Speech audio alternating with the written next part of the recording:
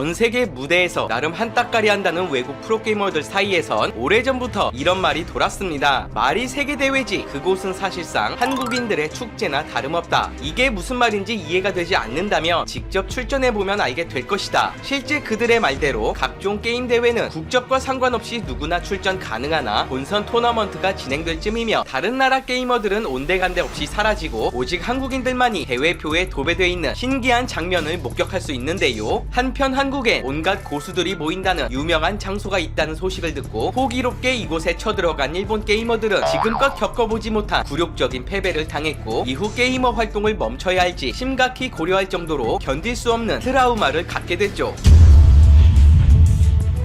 공무원 시험 준비를 위해 전국의 학생들이 모여드는 노량진에는 예로부터 한국 게이머들의 성지라 불리는 곳이 있습니다. 그곳은 바로 정인 오락실. 한때 전국민적 인기를 누렸던 오락실이었지만 현재는 PC와 콘솔 게임기 등의 보급으로 이용자들의 발길이 갈수록 줄어들어 이제는 전국적으로 수십 곳만이 그 명맥을 유지하고 있다는데요. 이렇듯 오락실을 찾는 것이 하늘의 별 따기 수준이 되자 연습 상대도 찾을 겸 서울의 중심에 위치한 이곳으로 자연히 몰려들게 된 것이죠. 덕분에 정인 게임장 소위 고인물이라 불리는 고수들의 정모 장소로 유명세를 떨쳤고 이 소문은 곧장 전국으로 퍼져 더 많은 고수들과 심지어 외국 게이머들까지 끌어들이는 이 현상이 벌어졌습니다. 입구에서부터 심상치 않은 기운이 감도는 정인 오락실에 초보라면 함부로 동전을 넣어선 안 되는 게임이 있습니다. 철권과 스트리트 파이터 등 격투 게임을 즐기고 싶다면 건너편 상대가 누군지 조심스럽게 살펴봐야 할 것입니다. 다소 평범한 외모와 허름한 차림새를 하고 있다고 해서 만만히 봤다가 시작한 지 단 몇 초 만에 퍼펙트로 나가리 되는 자신의 모습을 볼 수 있기 때문이죠. 한국 게이머들의 실력은 장르에 관계없이 세계적으로 악명이 높다곤 하지만 그 중에서도 격투 게임에서의 수준은 타의 추종을 불허한다고 말하는 것조차 부족한 수준인데요. 오죽하면 해외 격투 게임 포럼에서는 영국 철권 유저가 한국인들은 도대체 왜 이렇게 철권을 잘하는가 라는 주제로 유튜브 영상을 올리기까지 했습니다. 해당 영상을 살펴보면 나는 철권을 정말 사랑하는 사람이기 때문에 영국은 물론 다른 나라의 유명 철권 레전드들을 만나 이야기를 나누기도 했고 과연 어떤 전략이 뛰어난 플레이어를 만들 수 있는지 심도 높은 의견을 나누기도 했다. 하지만 절대로 결론 내릴 수 없는 내용이 있었는데 그것은 다름 아닌 한국 게이머와 관련된 주제였다고 밝혔습니다. 한국인들 중 어떤 게이머는 모니터 2대를 사용해 캐릭터들의 미묘한 움직임 차이를 체크한다고 들었는데 처음엔 의문이 생겼지만 그의 플레이를 보고 어느 정도 납득할 수 있었다. 게임 실력이 더 나아지길 원하는 상황에서 나는 무언가 변화가 필요하다고 느꼈고 결국 한국으로 건너가 1년 동안 유학 비슷하게 거주해보기로 결정했다며 당시 그가 느꼈던 장애물과 역경, 무엇보다 끔찍했던 한국인들과의 대결 경험들을 자세히 공유했습니다. 먼저 한국이 왜 최고의 격투게임 메카가 됐는지에 관한 썰을 풀기 시작했는데 브라질 축구 실력의 원천은 전국 단위의 축구 인기와 그에 대한 역사 그리고 수많은 인력풀에 기인한다. 무엇보다 동네 시장 바닥에서는 맨발로 과일을 드리블하는 아이들을 흔히 볼 수 있는데 크리켓을 가장 잘하는 나라에서도 역시 나무 막대기로 크리켓을 즐기듯 한국의 유별난 철권 사랑이 그들의 실력 향상을 가져왔을 것이다 라고 추측했습니다. 또 다른 이유로 저물어가는 아케이드 시장에서 철권은 그나마 시장성을 유지하며 오락실 유저들의 대안이 되고 있는데 최근 한국에선 오락실이 급격하게 줄어들매 따라 이는 역으로 고수들이 한자리에 모일 수 있는 여건을 만들어냈을 것이다 라며 나름대로 설득력 있는 추리를 보여주기도 했죠. 한편 이들의 영상을 지켜보던 네티즌 가운데 자초지종을 모르던 한 명은 도대체 한국인들의 실력이 얼마나 뛰어나면 토론까지 하느냐며 의문을 제기했는데 이에 대해 또 다른 네티즌들은 과거 일본에서 있었던 전설적인 한일전을 예로 들며 해당 영상을 보고 온다면 한국인들이 왜 공포의 대상으로 떠올랐는지 단번에 이해될 것이라고 말해 화제를 모으기도 했습니다. 아시다시피 철권이랑 일본 반다이 남코사에서 제작한 게임인 만큼 역시나 본토답게 그들은 격이 다른 실력을 자랑하고 있었지만 이는 어디까지나 한국인이 없을 경우에 한해서였습니다. 대회가 열릴 때마다 라이벌이라 불러도 손색이 없을 만큼 치열한 접전을 보여온 양국 게이머들은 정말 한 끗 차이가 승부를 판가름 낼 정도로 아찔한 한판을 연출했는데요. 그 첫 시작은 1999년 철권 태그 토너먼트 때로 거슬러 올라갑니다. 당시 한국의 철권 매니아들 사이에서는 최고로 꼽는 두 선수가 있었는데 화랑이라는 캐릭터의 선구자격인 광경진과 역대 최고의 격투 게이머로 알려진 무릎 선수. 하지만 무릎은 당시 중학생이었고 광경진 선수 또한 생판 무명 신인이었기 때문에 이 대회의 메인 선수는 당시 한미일 대회를 석권한 세계 챔피언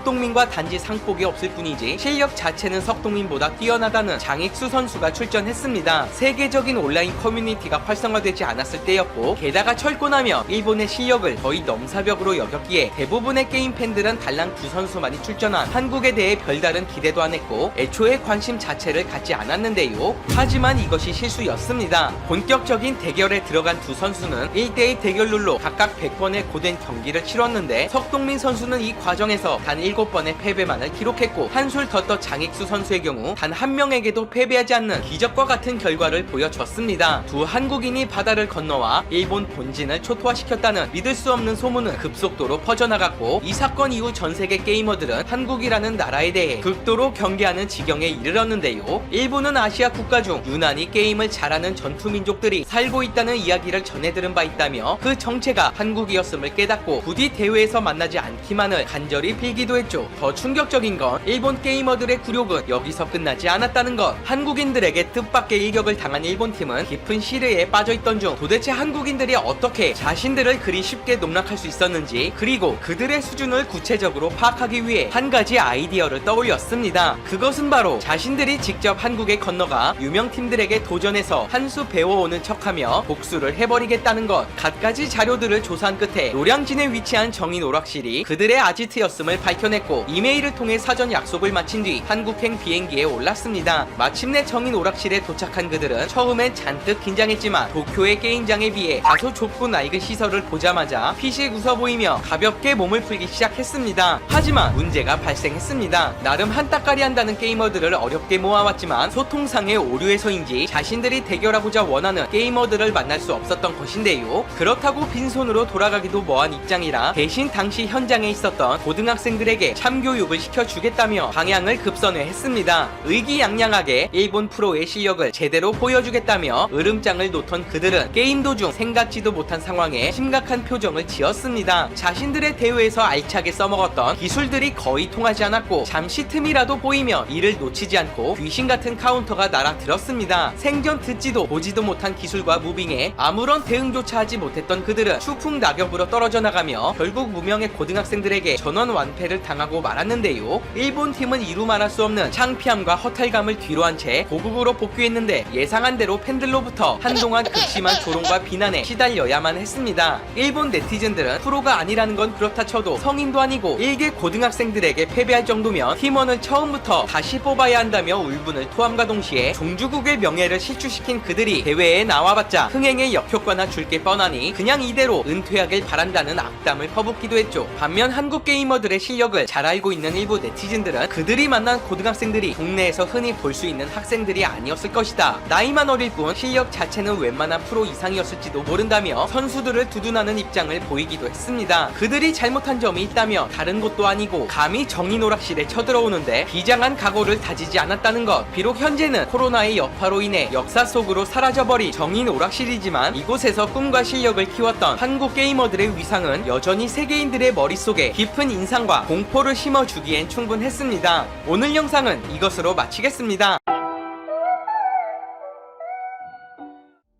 매일 다양한 세계 뉴스를 한 방에 쭉 보내드리는 푸시뉴스입니다. 프렘푸시와 함께 구독하시고 알림 설정하시면 정말 유익하실 것입니다. 첫 번째 뉴스는 야마나시현에서 도쿄로 돌아온 20대 여성의 신규 최종 판정에 관한 것입니다. 오늘 나온 뉴스는 2일에 전해진 속보의 후속입니다. 2일에는 이 여성이 4월 26일부터 이미 증상이 있었는데 며칠 기다려야 하는 규정 때문에 29일에 고향 야마나시현의 귀성에서 테스트를 받았습니다. 그리고 5월 2일에 다시 고속버스를 타고 도쿄로 돌아왔는데 최종 판정을 받은 것입니다. 야마나시현에서 접촉한 사람은 55명이라고 알려졌는데 도쿄에서 접촉한 사람은 아직 파악하지 못했다고 했습니다. 이 여성은 야마나시현에서 테스트를 받고 바로 도쿄로 왔다고 주장했고, 도쿄에 도착한 후에 최종 판정자가 된 것을 통보받았다고 했습니다. 그런데 오늘 뉴스에 의하면 야마나시현에서 이미 최종 판정자로 확인이 되었고 자가 격리를 통보받았는데 무시하고 도쿄로 가는 고속버스를 탔다는 것입니다. 거짓말을 한 것으로 밝혀진 것이고, 지금은 이 여성이 거짓말을 한 것인지 아니면 야마나시현이 거짓말을 한 것인지가 문제가 되고 있습니다. 이 여성 때문에 지금 일본 네티즌들은 손해배상 청구해라, 거짓말에 동참한 관계자들을 다 체포해라 라며 난리가 났습니다. 아베 정부가 테스트도 안 해주고 격리 치료도 안 해주는 시스템이다 보니 별의 별일이 다 생기네요. 다음 뉴스는 미국에서 2020년 최대 최신 관심사항이 발생했다는 긴급한 소식입니다. 지난주 뉴욕타임즈의 보도로 지금 미국에서는 아시아의 자이언트 호넷, 머더 호넷이라는 말벌 때문에 모든 언론과 트위터가 시끄럽습니다. 아시아에서 왔다고 하는데 일부 방송에서는 일본에서 왔다고 하기도 합니다. 한국에서도 종종 일어나는 말벌 사고처럼 미국인들은 크게 우려하고 있습니다. 2인치 약 5cm 사이즈가 충격적이라고 하면서 절대 건드리지 말고 신고하라고 주의를 주고 있습니다. 머더 호넷이라고 이름 지을 정도로 잘못하면 불행한 일을 당할 수도 있다는 의료진들의 설명이 연일 방송을 통해 전달이 되어지고 있으니 미국인들이 가지는 공포는 상상 이상인 것 같습니다. 구글 검색만 해봐도 갑자기 이 말벌에 대한 보도가 엄청 쏟아질 정도입니다. 기사 내용들은 때려잡으려고 하지 말아라, 조용히 피해라, 벌집이 있으면 절대 쑤시지 말아라, 신고를 철저히 해라 등입니다. 이 말벌이 아시아에서 왔다고 하는 것을 보면 그동안 미국에서는 없었던 것인가 싶기도 합니다. 그리고 CBS 방송에서는 일본에서 왔다고 얘기하기도 합니다. 한국에서 왔다고 안 해서 다행이기도 하네요. 다음 뉴스는 미국 CNN에서 보도한 일본의 카페 노숙자들에 관한 소식입니다. 일본에는 좁은 인터넷 카페 공간에서 밤을 새우는 노동자들이 많이 있습니다. 건설 현장에서 일당으로 일을 하면 잠자리는 개인 부스로 되어 있는 인터넷 카페에서 해결해 왔는데 시일구로 갑자기 카페가 폐쇄되었다고 합니다.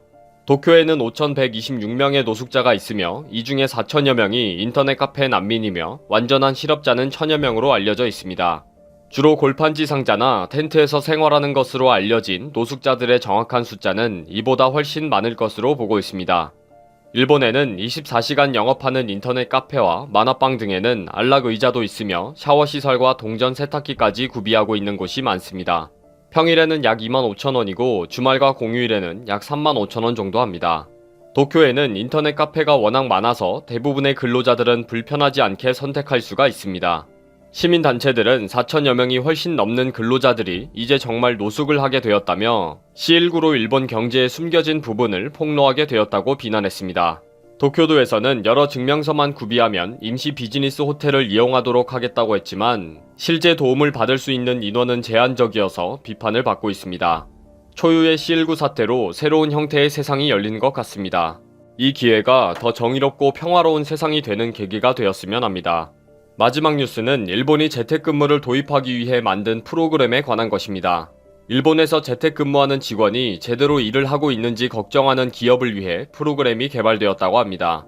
직원의 근무 상황을 관리하기 위한 시스템인데 PC 바탕화면에 착석, 자리 비움, 업무 시작 종료, 휴식 퇴근 등의 버튼이 있다는 것입니다. 그리고 업무를 하려고 자리에 앉았다는 버튼을 누르면 PC 카메라가 작동해서 순간 촬영이 돼서 회사의 관리자에게 전송이 되는 시스템입니다. 회사 입장에서는 상당히 유용해서 재택근무를 쉽게 허락할 것 같기도 합니다. 그런데 이 시스템이 결국 재택근무를 기피하게 하는 원인이라고 이 칼럼에서 지적하고 있습니다. 게으름을 피우려면 차라리 회사에 출근해서 마음 편하게 일하는 척하는 것이 더 좋다고 직원들이 생각한다는 것입니다. 그리고 이 칼럼에서는 이렇게 직원을 일일이 감시하는 기업은 성과에 대한 정의와 평가 시스템이 아예 없다는 것입니다. 일의 성과는 도리어 시간이 아니라 결과로 측정해야 한다고 지적합니다. 일본이 이러한 성과주의에 대한 개념이 부족한 전 근대적인 기업들이 너무 많다는 것이고 이번 기회에 변화되어야 한다는 결론입니다. 희한한 별명 아이디어가 많을 정도로 잔머리는 엄청 굴리지만 지금 일본의 대기업이나 산업 수준이 어떻습니까? 쫄딱 망한 것뿐 아니라 미래에 대한 희망도 없습니다. 이런 거 만들지 말고 정직하고 정의롭고 신뢰하는 국민성이나 좀 키웠으면 좋겠네요.